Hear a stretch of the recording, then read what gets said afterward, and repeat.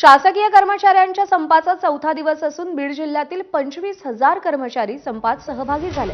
त्यामुळे बीड जिल्ह्यातील आरोग्य व्यवस्थेवर सर्वाधिक परिणाम दिसून येतोय। जिल्हा रुग्णालयात केवळ अत्यावश्यक आरोग्य सेवा दिली जात असून इतर सगळ्या विभागाचा भार प्रशिक्षणार्थी नर्सेसवर आहे। या संपामुळे ऑपरेशन्स देखील रद्द केल्याची माहिती आरोग्य कर्मचाऱ्यांनी दिली आहे। आढावा घेतला आमच्या प्रतिनिधींनी, पाहूया।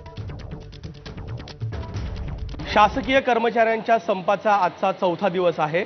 याच शासकीय संपाचा सर्वाधिक परिणाम जो आहे तो या ठिकाणी आरोग्य व्यवस्थेवरती देखील पाहायला मिळतोय। बीडच्या जिल्हा रुग्णालयात केवळ अत्यावश्यक सेवा जी आहे ती दिली जाते, तर या संपूर्ण विभागाचा जो सध्या या ठिकाणी जे प्रशिक्षणार्थी नर्सेस असतील ते या ठिकाणी हँडल करताना आपल्याला पाहायला मिळत आहे। या ठिकाणी अत्यावश्यक सेवा जी आहे ती दिली जाते आहे। या ठिकाणी जिल्हा रुग्णालयातील ही संपूर्ण दृश्य मॅडम, कशा पद्धतीने तुम्ही हे संपूर्ण मॅनेज करतायत, कारण की बरेच कर्मचारी जे आहेत ते तुमच्या संपामध्ये सहभागी झाले? हो, आज संपाचा चौथा दिवस आहे। सर्व परमनंट स्टाफ संपामध्ये आहे। सर्व कामाचा लोड बंधपत्रित अधिपरिचारिका तसेच कॉन्ट्रॅक्च्युअल नर्सेसवर आहे। आज इन्चार्ज नसतात, सर्वंट नसतात, सर्व काम एका स्टाफला आणि स्टुडंट नर्सिंग कॉलेजच्या स्टुडंट मदतीला आहेत।